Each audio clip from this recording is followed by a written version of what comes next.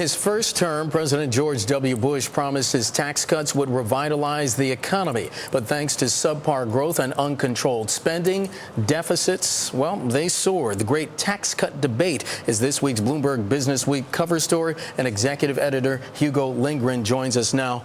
Good to have you on again. Good. Thanks. Talk to us about the argument that a lot of economists are making that in this economic climate, it's not the time to let these tax cuts expire. Well, I think everyone's scared of doing almost anything that might tip the economy back into a recession. So there's a lot of things that can do that, but certainly higher taxes, less money in the pocket of American consumers is not a good thing. What are the arguments for keeping the tax cuts in place? The basic arguments are that you want consumers going out and spending and not sending checks in exclusively to Uncle Sam. I think that's the main the main argument. And the argument for letting them expire?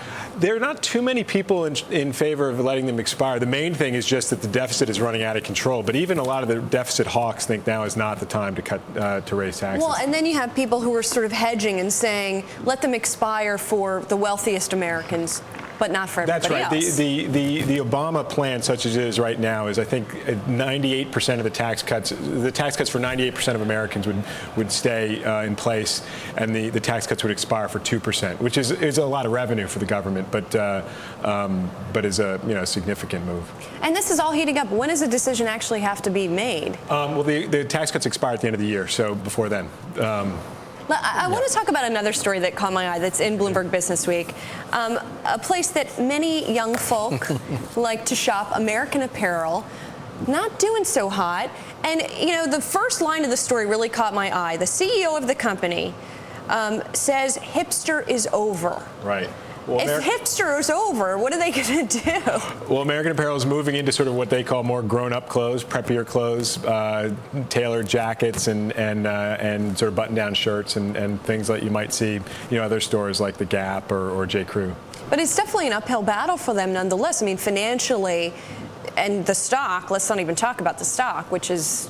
A penny stock. And they're in danger of being delisted from the New York Stock Exchange as well. No, it's a big challenge for them because they've really made their name on basics, on T-shirts and leggings and sort of relatively unsophisticated clothes. But right now the challenge is mainly style, right? It's a stylistic challenge. It's a big stylistic challenge. Is their consumer growing up? Can they grow up with them, or will their consumer move on to other retailers? And does their consumer have the money to spend? We were talking to the Labor Secretary. The price point is pretty low at an American Apparel. But there's also as we talked about with Labor Secretary Solis, the target that they want, these young people, a lot of them aren't getting jobs, or at least the jobs they have are not paying much. So even if you're talking about a penny stock, there's still some kids who, do I spend my money at American Apparel or do I save it for school? No, I think that's right. And also their costs, they do their manufacturing domestically. That's a big part of their appeal and how they sell themselves. And that does mean higher costs for their goods, too. I just have one more very quick question. One of the interesting things about this story is the founder of the company, who's still the CEO, Dov Charney. That's right. Your reporter sat down with him. What was that experience like? She came back. She said she had a good time meeting him, and he was very polite and answered the questions. I don't think she was. He has a track record of doing some unusual things with reporters. Yes. That's been. But that was not her experience. He's, according to the story we have, he owns 53% of the company and dresses exclusively in his own product. He also takes a lot of the photos that are in the ads and chooses a lot a lot of the models. Yeah, so he gets in a little bit of trouble for that. Okay. Hugo Lindgren, Bloomberg Businessweek executive editor. Always good to have you on. Thanks so much. Thank you.